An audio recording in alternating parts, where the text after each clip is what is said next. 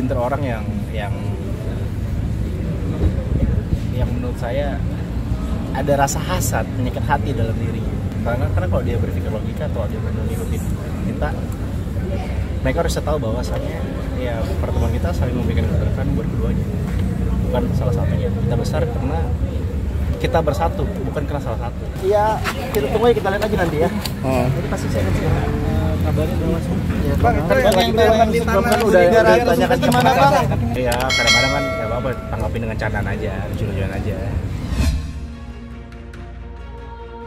Pertama, mengutip teman-teman Fox Studio misalnya bahwa di era digital seperti sekarang di mana ruang digital itu menjadi panggung setiap orang untuk bisa tampil dan eksis.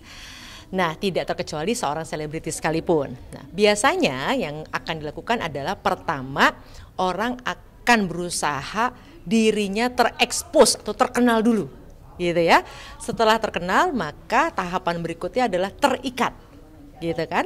Lalu yang ketiga adalah tersambungkan. Secara sederhana demikian. Nah, sebenarnya sebagai seorang selebritis, Rizky Billar sudah unggul dalam konteks terkenal tadi, karena di era digital dalam waktu 1 menit saja itu ada lebih dari 21 juta pesan yang terkirim seluruh dunia. Artinya walaupun panggung menjadi terkenal itu tersedia bagi siapapun, tetap tidak mudah untuk menjadi terkenal. Nah, seorang Rizky Billar sudah beruntung, dia sudah terkenal. Nah, sekarang bagaimana caranya keterkenalan itu membuat dia T yang kedua, menjadi terikat. Artinya para fansnya atau masyarakat itu terus-menerus mengingat dirinya, gitu ya, karena menjadi terkenal itu sebenarnya bisa abadi bisa tidak. Nah, Rizky Billar dalam hal ini berpotensi walaupun sudah terkenal bisa terus terikat. Nah, pertanyaannya, apakah seorang selebritis termasuk Rizky Billar ingin terikat karena hal-hal yang positif, prestasi, atau hal-hal yang sifatnya sensasi atau kontroversi? Nah, itu yang kemudian menjadi pertanyaan bagi siapapun yang sudah terkenal, gitu ya. Karena di sosial media tadi, menurut Fox Studio intinya harus ada 3 tahapan. Terkenal dulu, terus membuat orang terus-menerus terikat, dan yang ketiga terikat, kemudian terus-menerus disebarkan pemikirannya, perilakunya, dan perbuatannya. Nah, untuk mencapai pada tahap terikat dan diteruskan segala hal terkait dirinya, maka pilihannya ada 2, melalui jalur yang memang akan dipuja atau kemudian akan hina, gitu ya. Jadi cuma selalu ada 2 tuh relnya gitu. Nah, dipuja atau dihina itu 2 sisi yang tidak akan pernah bisa dilepaskan, karena pada dasarnya masyarakat akan selalu terbelah. Ada yang mendukung, ada yang tidak mendukung kita. Nah, dalam konteks reaksi yang selalu diberikan oleh Rizky Billar terhadap netizen, memang itu adalah salah satu strategi untuk agar netizen terus terikat. Karena ketika dia memberikan respon, artinya dia memberikan perhatian kembali pada netizen. Nah, kalau pilihannya adalah dengan membalas lewat hal-hal yang justru bisa memantik jemari netizen untuk terus-menerus mengomentari dalam hal teori sosial medianya, Rizky Billar sudah sukses. Artinya akan membuat orang terus-menerus menerima perhatian, karena begitu netizen komentar apa dibalas lagi oleh Rizky Billar. Dalam konteks ini sudah berhasil, tapi apakah pertanyaannya Rizky Billar memang ingin terus-menerus melakukan dialog berdasarkan hal-hal yang sifatnya lebih sensasi dan kontroversi atau prestasi? Nah, itu hanya bisa dijawab oleh Rizky Billar. Memang salah satu aktivitas yang paling membuat manusia-manusia digital itu stres, bukan hanya selebritis, bahkan manusia-manusia pada umumnya di ruang digital stres adalah salah satunya adalah tekanan. Nah, pertanyaannya, apakah tekanan itu bisa dikurangi seperti pembulian dan sebagainya?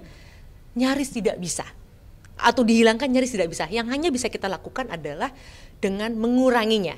Cara menguranginya apa? Satu, kita fokus saja pada prestasi, fokus saja pada produksi karya, dan kemudian memastikan kita tidak mengikuti arus kritik yang dilakukan. Jadi cara membalas yang mungkin akan jauh lebih tepat adalah dengan tetap menampilkan karya, prestasi, dan produksi hal-hal positif, karena pada akhirnya itu yang akan bisa mengurangi tekanan-tekanan sosial di ruang digital yang sudah bisa dipastikan tidak mungkin dihilangkan. Pertama, sekali lagi, seorang selebritis diam saja akan menjadi perhatian, apalagi ketika dia melakukan aksi berupa mengucapkan kata-kata, berperilaku dan sebagainya.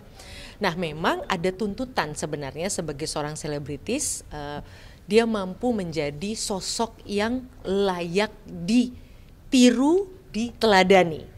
Nah, kalau kemudian dia memilih jalan-jalan melakukan hal-hal yang sifatnya sensasi gitu ya, dan kontroversi dengan apapun yang kamu lakukan, tentu saja dia juga harus siap menerima respon dari publik yang cenderung akan bereaksi negatif terhadap aksi-aksi sensasi.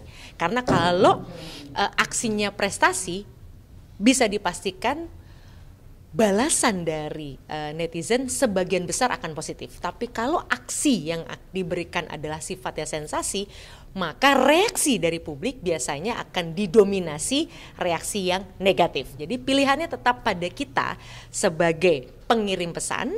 Sekali lagi, kalau pesan yang kita kirimkan bentuknya prestasi, reaksi publik biasanya dominan dikuasai oleh yang positif. Tapi sebaliknya, kalau aksi kita negatif, maka reaksi publik sebagian besar menurut penelitian akan cenderung negatif. Hidup di dunia digital itu hidup yang penuh dengan stres yang luar biasa. Bagi seorang selebritis, stresnya tentu 2-3 kali lipat lebih banyak karena dia menjadi sorotan publik. Orang yang sedang mengalami tekanan tentu reaksinya akan berbeda-beda. Nah, ini memang butuh kematangan dari setiap orang untuk bisa tetap tegar, teguh, dan menampilkan hal yang positif dan produktif meskipun dalam sorotan tekanan.